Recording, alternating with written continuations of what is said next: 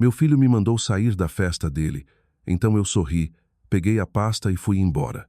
Na manhã seguinte, ele me ligou 42 vezes. Eu estava sentado no estacionamento havia 11 minutos quando finalmente desci da caminhonete. O prédio não parecia mais nada com a antiga gráfica falida. Marcos tinha destruído tudo por dentro, reformado cada canto, instalado janelas do chão ao teto na fachada. A nova placa acima da entrada, Callaway Tech Solutions, brilhava em azul, limpa e afiada contra o céu de outubro. Eu tinha pago por aquela placa. Tinha pagado por quase tudo que havia lá dentro também. Mas não estava pensando nisso enquanto ajeitava o paletó e pegava a pasta Manila do banco do passageiro. A pasta estava grossa. Dentro dela, $340 mil em notas promissórias, empréstimos comerciais que eu coassinei e cheques pessoais que eu havia emitido nos últimos 4 anos, tudo documentado e autenticado. Eu não tinha planejado levar aquilo naquela noite, mas minha filha me ligou à tarde e disse: "Pai, toma cuidado. Tem alguma coisa estranha nessa festa." Então eu peguei a pasta, passei pelas portas de vidro e entrei numa sala cheia de gente que eu não conhecia. Contei uns 80 convidados, talvez mais. Garçons circulavam entre os grupos com bandejas de algo que cheirava a camarão e outra coisa que eu não conseguia identificar. Um trio de jazz tocava no canto. Tudo reluzia. Marcos estava no centro da sala quando o vi. Usava um terno escuro que eu nunca tinha visto, um lenço no bolso que provavelmente custava mais que a primeira parcela do meu carro, e aquela confiança fácil que só aparece quando você decide que a noite é sobre você. Minha nora, Vanessa, estava ao lado dele, com a mão no braço dele e um sorriso ensaiado.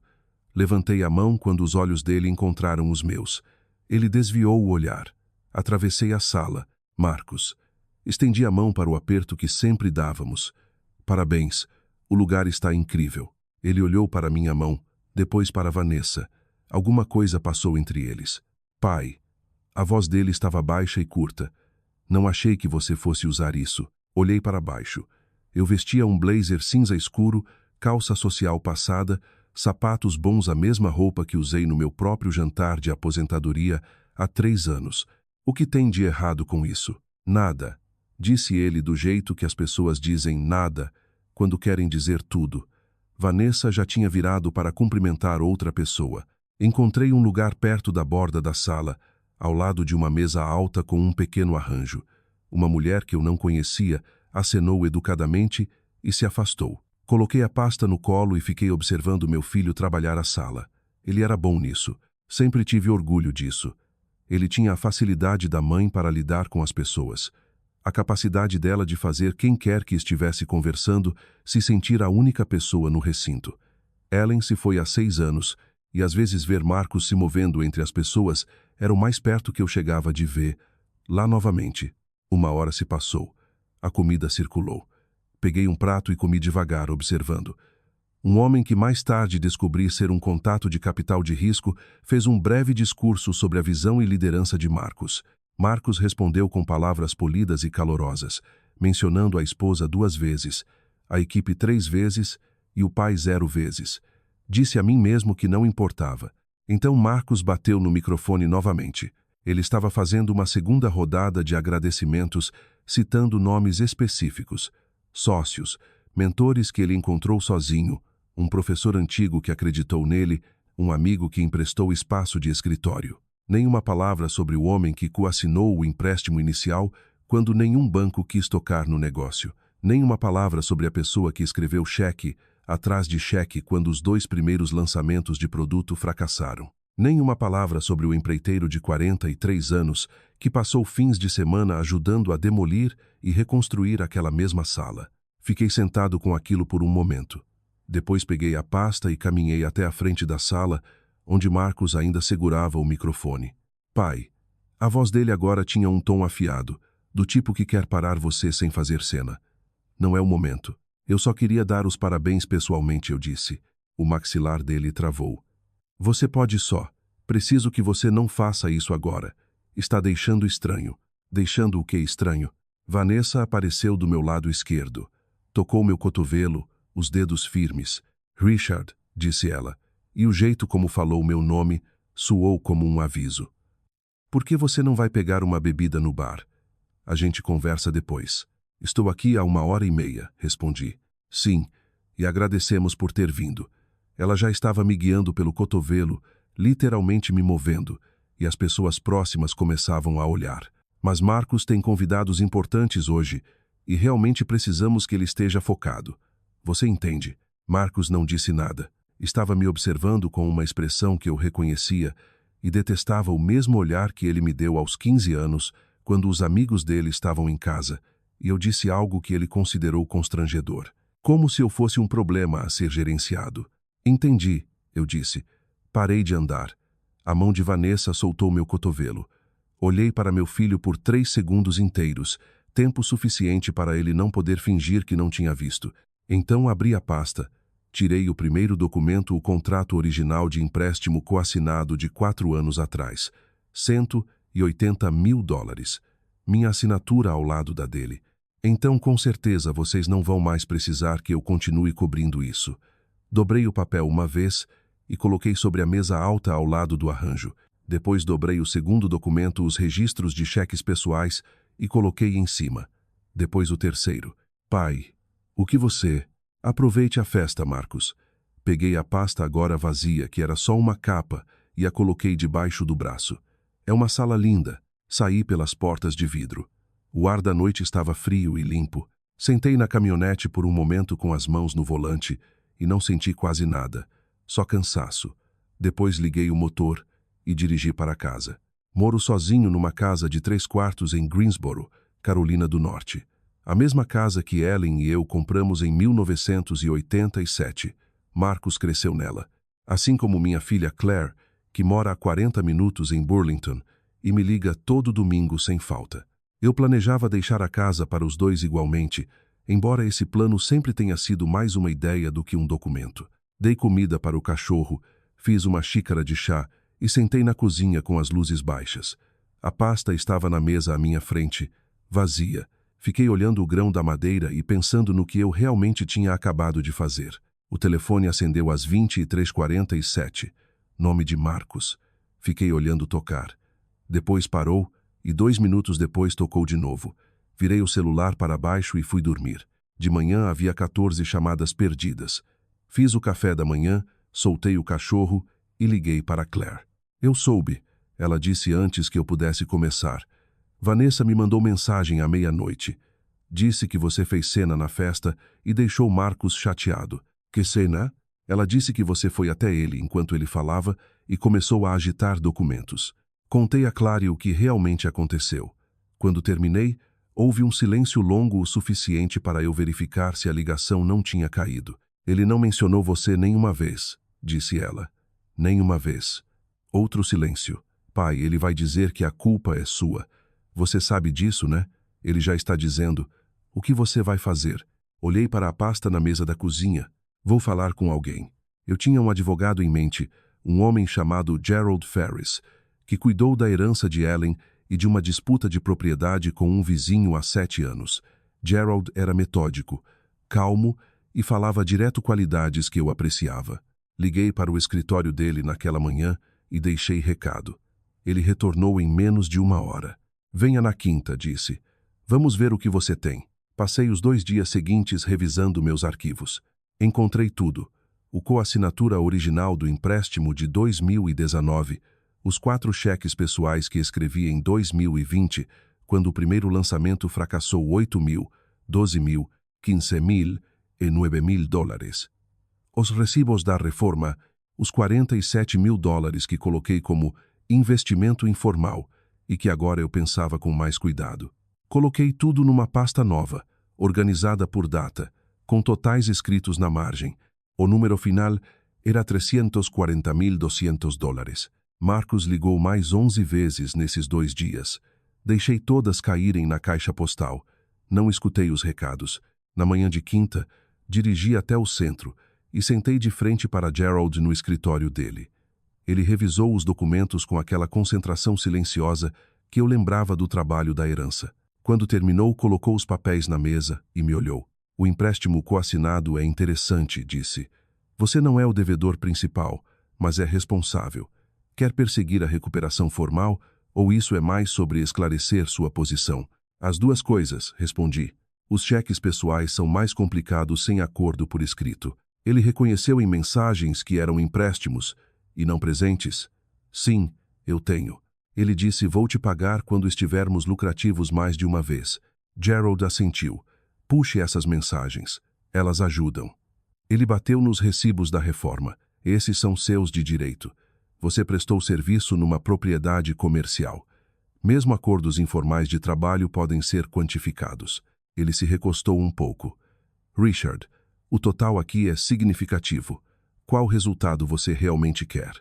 Pensei honestamente. Quero que ele entenda que o que eu dei não foi de graça, que tem peso.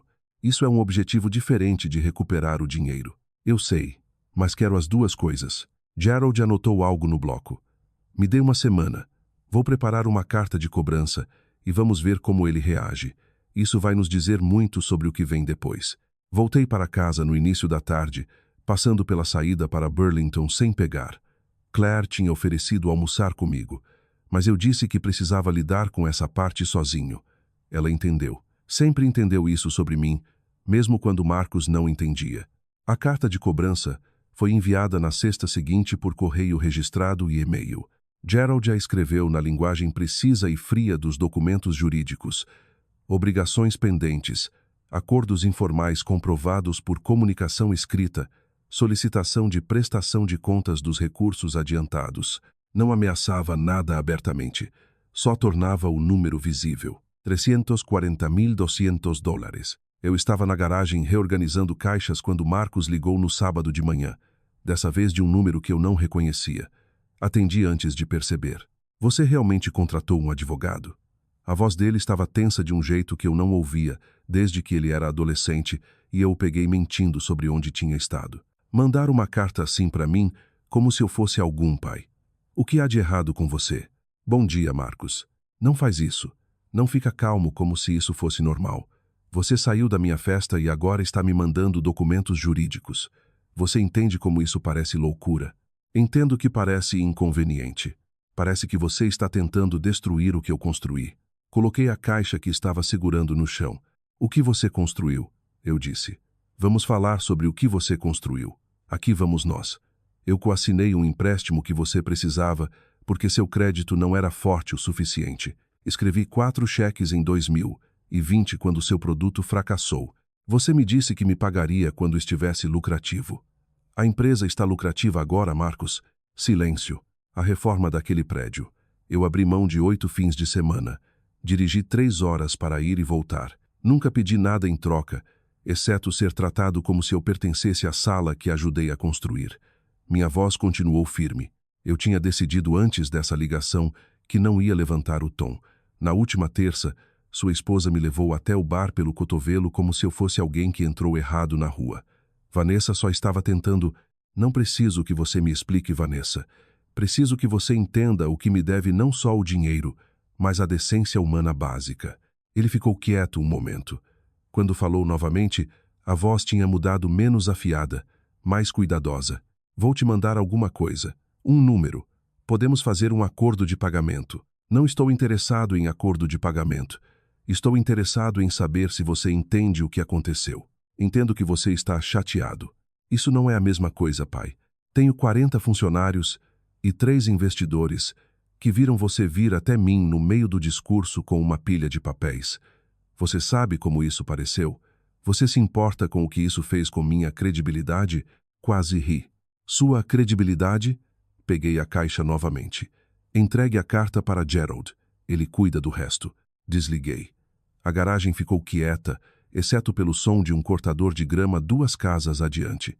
Fiquei ali 1 minuto só respirando. Depois voltei para as caixas. Clary apareceu naquela noite, sem avisar algo que ela quase nunca fazia. Trouxe comida tailandesa do lugar em Burlington que eu gosto e sentamos à mesa da cozinha como quando os filhos eram adolescentes e havia algo para conversar. Ele me ligou, disse ela. Estava desfazendo um rolinho primavera sem comer. Disse que você está tentando falir ele. Enviei uma carta documentando o que ele me deve. Não foi isso que ele disse. Eu sei que não. Ela olhou para cima do rolinho. O que está acontecendo de verdade, pai? Por baixo de tudo. Respirei fundo. Passei 6 anos depois que sua mãe morreu, me tornando menor para não atrapalhar. Parei de ter opiniões sobre as coisas. Parei de pedir coisas. Descobri como ser útil sem estar presente. Olhei para a mesa. Dei a Marcos tudo o que ele pediu porque parecia a última coisa útil que eu podia fazer. E naquela festa eu percebi que ele decidiu que eu era só um recurso, não uma pessoa. Um recurso. Clary ficou quieta. Ele não falou seu nome nem uma vez, eu disse. Nem uma vez na frente de todas aquelas pessoas. Fiquei naquela sala 1h30 e fui invisível para ele. A única vez que ele me notou foi quando me tornei inconveniente. Ela estendeu a mão por cima da mesa e cobriu a minha com a dela. O que você precisa de mim? Nada. Só precisava dizer isso em voz alta para alguém que me ama. Ela ficou 2 horas e conversamos sobre tudo, menos Marcos. Quando foi embora, me abraçou demoradamente na porta. Fiquei olhando as lanternas do carro dela até sumirem na esquina. Depois entrei e senti algo se mexer no peito.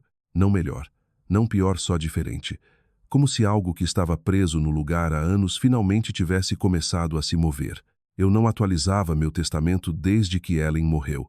Sabia que Gerald tinha mencionado isso nas 2 vezes que trabalhamos juntos. Era uma daquelas coisas que eu adiava porque fazer isso parecia admitir que eu estava mais perto do fim do que do meio. E depois que Ellen morreu, eu não estava em condições de pensar claramente em nada disso. Liguei para Gerald na segunda de manhã. Preciso atualizar meus documentos de herança, eu disse. Tudo. Já estava me perguntando quando você ia chegar nisso, respondeu ele com o tom gentil de quem esperava pacientemente.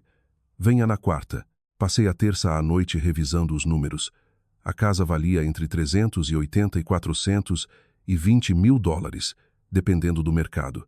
Tinha uma conta de aposentadoria, uma carteira de investimentos, uma segunda propriedade em Asheville, que comprei como aluguel há 15 anos e que agora valia bem mais. Somando tudo, o total passava de 2 milhões de dólares. Não era uma fortuna, mas também não era nada. 4 décadas de trabalho. Sentei com um bloco jurídico e escrevi o que parecia certo, não o que era esperado, mas o que era justo. Gerald me guiou por tudo na quarta à tarde. Quando terminei de falar, ele olhou as anotações, olhou para mim e assentiu uma vez. Isso vai gerar conflito, disse, especialmente a propriedade de Asheville. Se você deixar para Claire e colocar a parte de Marcos num trust condicional, ele vai contestar. Deixe ele tentar. É minha propriedade. Eu ganhei. Gerald anotou por um momento. E a casa? Pensei em Claire, que me ligava todo domingo há 6 anos, que apareceu no sábado anterior com comida tailandesa porque percebeu que eu precisava de alguém do outro lado da mesa, que nunca me pediu dinheiro e nunca me fez sentir como um problema a ser gerenciado. Igualmente, respondi, mas quero estruturar para que a parte dele só seja liberada sob certas condições. As condições eram ele quitar o valor pendente primeiro e fazer isso por escrito, reconhecendo a natureza original daqueles pagamentos não como presentes, mas como empréstimos. Gerald anotou. E se ele não fizer, a parte dele vai para um fundo de bolsa de estudos. Vou nomear em homenagem a Ellen. Gerald levantou o olhar. Algo na expressão dele suavizou ligeiramente. O Fundo Ellen Morse de Bolsas de Estudo. É um nome forte. Ela foi professora por 31 anos, eu disse. Parece certo. Assinei os novos documentos 11 dias depois na sala de conferência de Gerald, com a paralegal e uma tabeliã como testemunhas. A cada página que assinava, me sentia mais calmo do que em meses, talvez anos. Há algo clarificador em colocar as coisas no papel. Tira do ar, onde podem ser distorcidas e discutidas, e torna real. Marcos respondeu à carta de cobrança de Gerald, através do próprio advogado, um homem chamado Barrett, que enviou uma carta de 2 páginas, usando termos como adiantamento caritativo e presente familiar, para descrever 340 mil dólares em empréstimos documentados. Li 2 vezes, coloquei de lado e liguei para Gerald. Ele está dizendo que o dinheiro foi presente. Eu disse. Eu sei. O advogado dele é bom. Essa é a posição inicial padrão. Temos as mensagens. Temos. Eles vão tentar contextualizar. Linguagem informal, declaração aspiracional, etc. Gerald fez uma pausa. Richard, quero ser direto com você. Litígio é caro e demorado, e colocaria vocês 2 num processo muito público e desagradável. Qual é sua prioridade real? Pensei honestamente. Quero que ele tenha que dizer em voz alta, num documento assinado, que o dinheiro foi empréstimo. Não quero ficar rico. Não quero machucar-lo. Quero que o registro exista. Isso é objetivo de mediação, não de litígio. Então vamos fazer mediação. Gerald marcou em 3 semanas. Mediadora neutra, sala de conferência no centro, advogados presentes.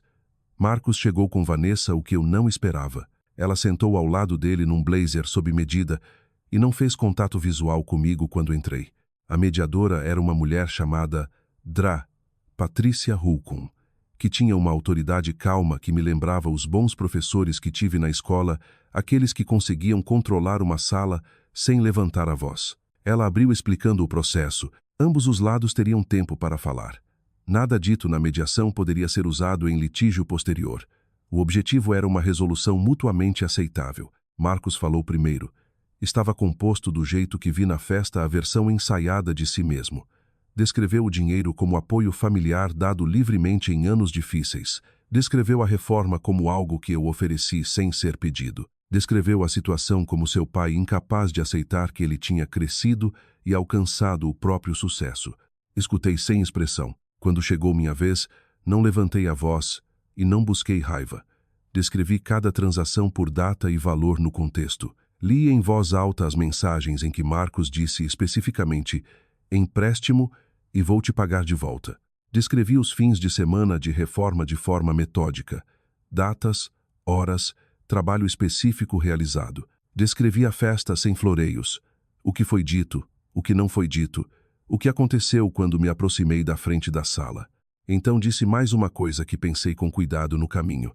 Não estou aqui porque preciso do dinheiro.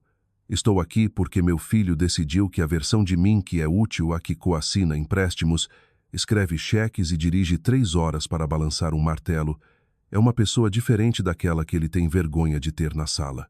Quero que ele entenda que são a mesma pessoa e quero um documento que diga isso. Vanessa olhou para as mãos. Marcos olhou para a mesa. Patrícia Holcomb me olhou firmemente e assentiu uma vez. A mediação durou 4 horas. No final, o advogado de Marcos concordou com um cronograma de pagamento.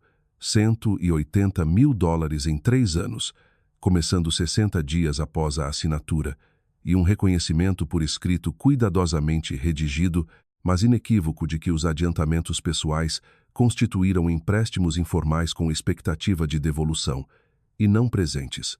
Marcos assinou sem olhar para mim. Vanessa assinou como testemunha. Assinei minha cópia e levantei. Holcomb agradeceu a todos. Gerald apertou a mão de Barrett. Marcos vestiu o casaco sem se virar. Marcos, eu disse. Ele parou, mas não se virou completamente. Tenho orgulho do que você construiu. Quero que você saiba disso. Ele ficou com as costas meio viradas para mim por um momento. Depois saiu. Vanessa seguiu. Gerald colocou a mão brevemente no meu ombro quando saímos do prédio. No estacionamento, o vento de novembro tinha dentes. Sentei na caminhonete e olhei para a cópia assinada do reconhecimento na pasta de Gerald no banco do passageiro. Não me senti triunfante. Me senti cansado do jeito que se sente depois que algo longo e difícil finalmente termina. Jantei com Claire naquela sexta. Ela escolheu um lugar em Burlington.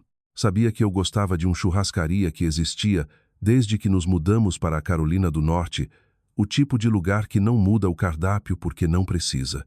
Sentamos numa mesa de canto e contei tudo a ela. Quando terminei, ela ficou quieta um momento. O que acontece agora? Agora eu descubro o que realmente quero para a próxima parte da minha vida. O que isso significa na prática? Cortei um pedaço do bife e pensei. Estive nesse padrão de espera desde que sua mãe morreu, trabalhando em coisas para outras pessoas, dirigindo para os projetos de Marcos, esperando pelos jantares em família que pararam de acontecer. Fui útil, mas fui invisível, e permiti que isso acontecesse. Coloquei o garfo na mesa. Quero parar de permitir que isso aconteça. Ela me olhou do outro lado da mesa. Pai, o que você vai fazer? Liguei para uma corretora sobre a propriedade de Asheville. Não para vender, para reformar. De verdade, do jeito que eu sempre quis. E tenho pensado naquela ideia de projeto habitacional. Você sabe, o terreno vazio na Coney Boulevard, perto do antigo armazém de móveis? Ela assentiu devagar. Tem uma organização sem fins lucrativos fazendo iniciativas de moradia acessível para idosos no condado de Guilford. Conheci o diretor num evento da Câmara há 2 anos. Liguei para ele na semana passada. Ele está procurando alguém com experiência em construção para consultar num projeto. Peguei o garfo novamente. Acontece que ser empreiteiro há 40 anos é realmente útil em algum lugar. Ela sorriu. O primeiro sorriso completo que vi dela em semanas. Mamãe teria adorado isso. Eu sei que teria. Ficamos na mesa por quase 2 horas, falando de coisas que não tinham nada a ver com Marcos. O trabalho dela, que ela gostava, mas estava pensando em largar, um homem que ela estava vendo há 3 meses e ainda não tinha mencionado, o que me disse que era sério.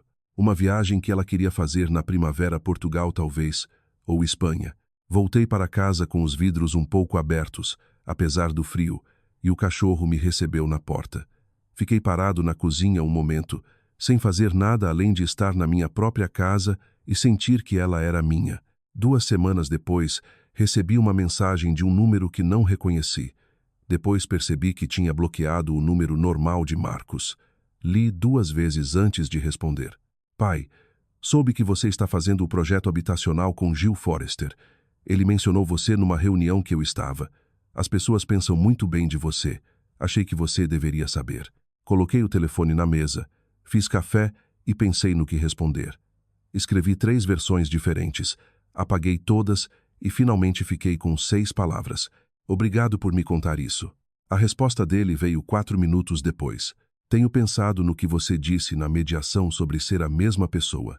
Ainda não tenho as palavras certas, mas acho que entendo o que você quis dizer. Li 3 vezes. Pensei em Ellen, que sempre acreditou que as pessoas podiam crescer se você desse espaço e motivo. Pensei se isso era crescimento ou estratégia. Ainda não tinha certeza se era possível saber. Isso é um começo, respondi. Não tive notícias dele por mais 3 semanas. Depois chegou um cheque por correio registrado. A primeira parcela do cronograma de pagamento, exatamente o valor acordado, no prazo, sem bilhete, sem cartão, só o cheque. Depositei e guardei o registro na pasta que mantinha para isso. A organização de Gil Forrester se chamava Piedmont Housing Forward, e o projeto era um empreendimento de 24 unidades num terreno perto do centro de Greensboro, projetado especificamente para moradores acima de 65 anos com renda fixa. Entrei como consultor voluntário de construção, o que significava participar de reuniões de planejamento, andar pelo terreno e dizer aos arquitetos quando algo ia custar 3 vezes mais do que eles pensavam e por quê. Foi o mais engajado que me senti em anos. Na primeira reunião de campo, Gil me apresentou ao grupo e mencionou meu histórico. Uma das arquitetas mais jovens, uma mulher chamada Deja, que não devia ter 30 anos, me olhou com aquela avaliação franca que profissionais jovens dão aos mais velhos quando tentam descobrir se a experiência é real. Quanto tempo em construção residencial? Ela perguntou. 37 anos. 20 como meu próprio empreiteiro. Comercial também. Algum mais recente. Ela assentiu e voltou para as plantas. Mas depois começou a direcionar perguntas para mim. E no final da reunião, estávamos mergulhados numa conversa sobre drenagem de fundação que todo mundo tinha desligado. No caminho de volta para casa, ainda pensava no problema e percebi que estava ansioso pela reunião de acompanhamento de quinta de um jeito que não me sentia ansioso por nada há muito tempo. Liguei para Claire no domingo, como sempre. Ela perguntou como estava o projeto, e eu falei por 20 minutos, sem parar algo que não faço normalmente. Ela riu e disse, você parece outra pessoa. Eu me sinto outra pessoa, respondi. Boa pessoa diferente? É, eu disse. Boa pessoa diferente. A reforma de Asheville também andava, mais devagar do que eu queria, mas constante. Contratei um empreiteiro local em quem confiava e dirigia para lá a cada 2 semanas para verificar o progresso. A propriedade era uma casa ranch dos anos 1960 com boa estrutura que tinha sido alugada por 15 anos e precisava de atualização séria. Eu estava colocando dinheiro de verdade, o tipo de dinheiro que você não gasta a menos que esteja comprometido em manter algo. Meu plano era ficar com ela, não alugar, não vender, usar. Um lugar para ir quando eu precisasse estar em outro lugar, um lugar que não tivesse nada a ver com a versão da minha vida em Greensboro. Ellen adorava Asheville. Tínhamos falado em nos aposentar lá.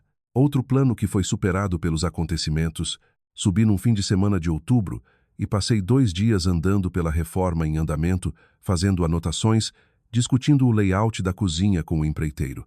No sábado à noite, sentei na varanda dos fundos com uma cerveja e observei a última luz deixar o céu sobre as montanhas e senti algo que só consigo descrever como paz. Não exatamente felicidade, algo mais quieto que isso.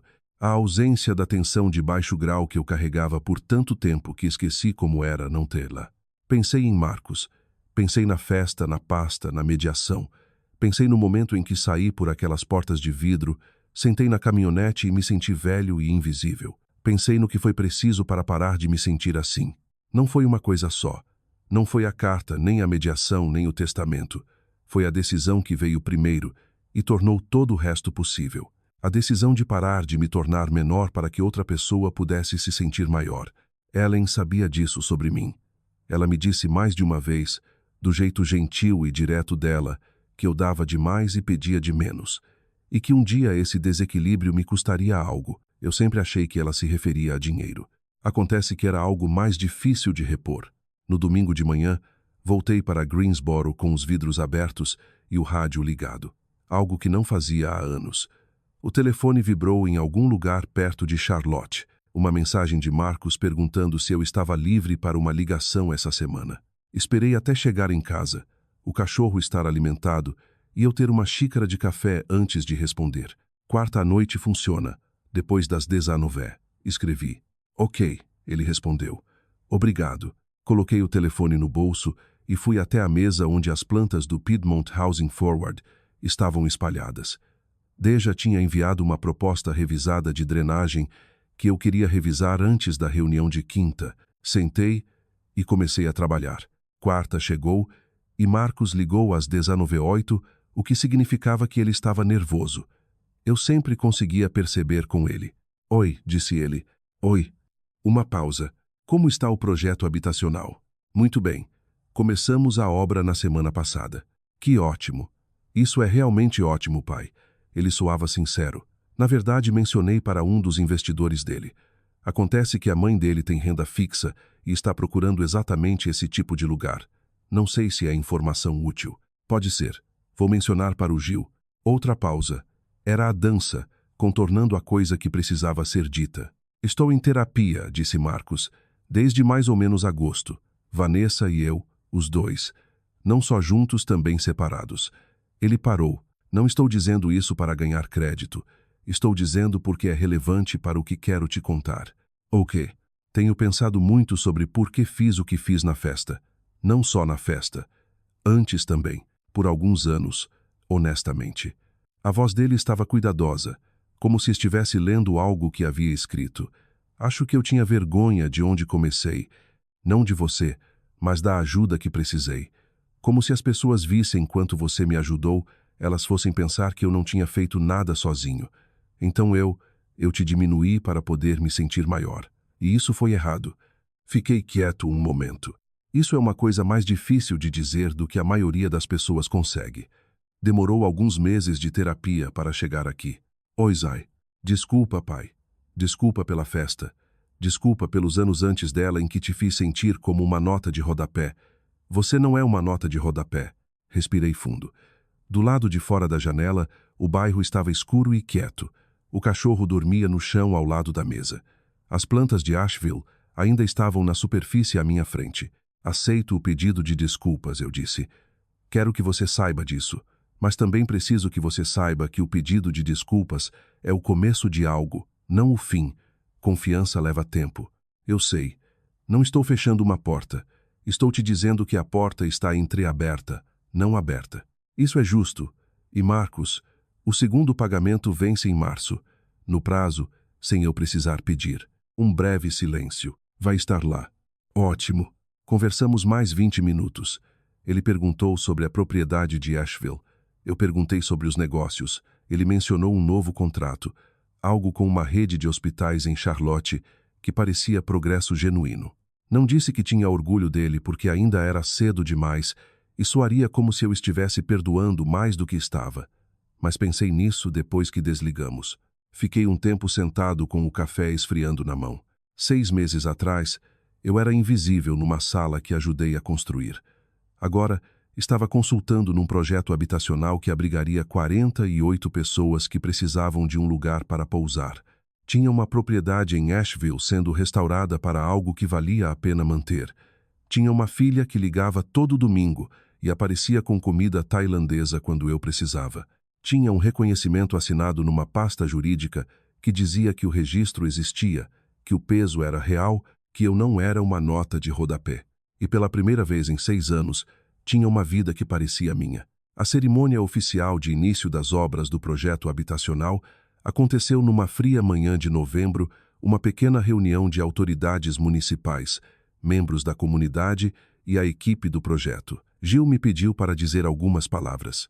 Não sou de discursos, mas fiquei lá com o vento vindo do terreno e disse o que realmente pensava, que moradia é dignidade, e que dignidade é o que as pessoas merecem no final de uma vida de trabalho e que eu esperava que cada pessoa que eventualmente morasse nessas unidades sentisse isso. Depois, Deja me entregou um café da mesa de catering e disse sem preâmbulo, "Você vai continuar na fase 2, né?" Ninguém me perguntou sobre a fase 2. Eu estou perguntando. Peguei o café. Atrás dela, o terreno vazio estava marcado com bandeiras de topografia, os ossos nus, de algo que um dia seria real, sólido e útil. Sim, eu disse, vou continuar. Ela assentiu como se estivesse resolvido e voltou a conversar com o arquiteto. Fiquei ali mais 1 minuto no frio, só olhando as bandeiras no chão, pensando no que é construído, no que é deixado para trás e qual é a diferença entre os dois.